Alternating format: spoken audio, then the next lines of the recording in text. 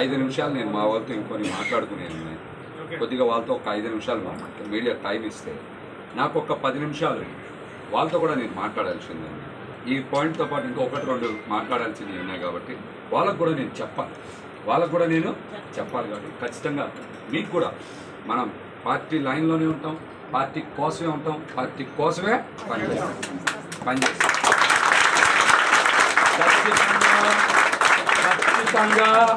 ఖచ్చితంగా జనసేన పార్టీ తరఫున పోటీ చేసి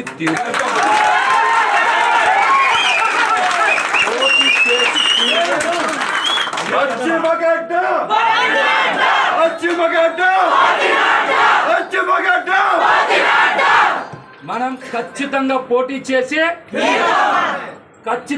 పోటీ చేసి పోటీ చేస్తాం.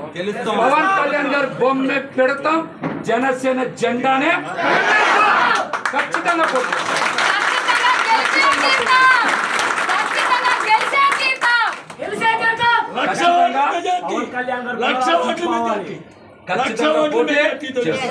మనకి మీడియా ఒక్క 10 నిమిషాలు సహకరిస్తే కళ్యాణ్ గారు పిఠాపురంలో పోటీ చేస్తానని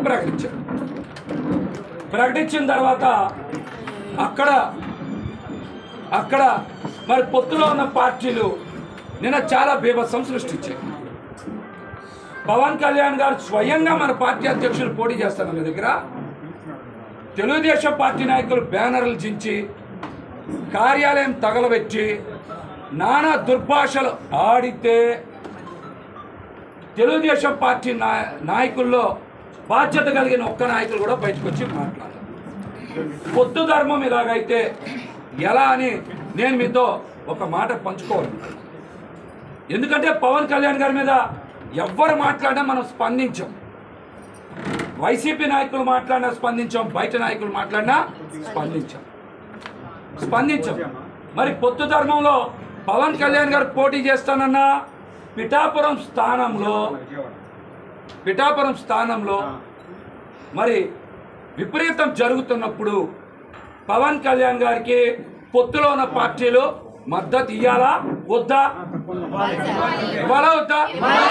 మరి ఇంత డ్యామేజ్ జరుగుతున్నప్పుడు పొత్తు ధర్మంలో ఏ విధంగా ఇది న్యాయమో కూడా మనం జన సైనికులుగా మన బాధ్యత తీసుకోవాలి. ఎందుకు ఈ మాట మాట్లాడుతున్నానంటే మనం 2019లో కూడా ఓడిపోయాం. 2019లో కూడా ఓడిపోయాం. జాగ్రత్తలు తీసుకోవాల్సిన బాధ్యత జన సైనికులుగా మన మీద ఉంది. 2019లో కూడా ఓడిపోయాం కదా, మనం పార్టీ అధ్యక్షుడిని గెలిపించుకోలేకపోయామని చెప్తారు కదా.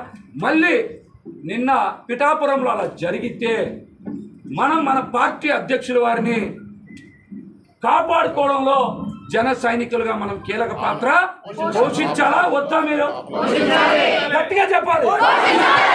పోషించాలా వద్దా? దీని మీద పొత్తు పార్టీలు స్పందించాలా వద్దా?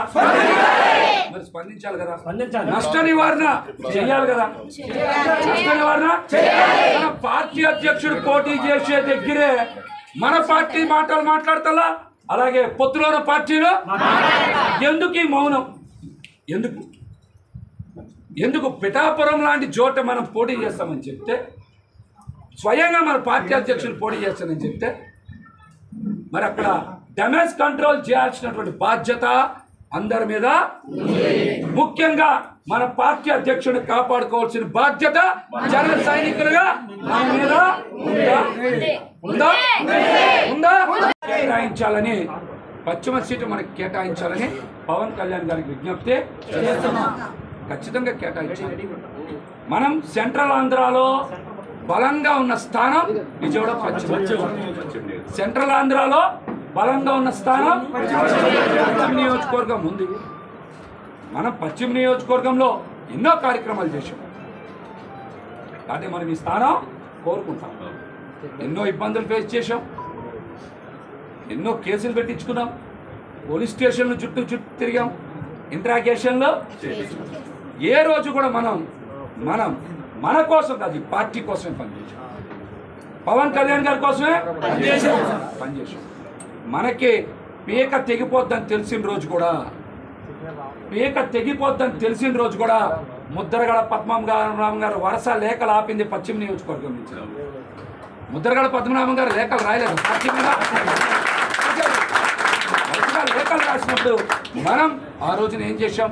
నిలబడ్డాం కదా. పార్టీ తరఫున నిలబడ్డాం.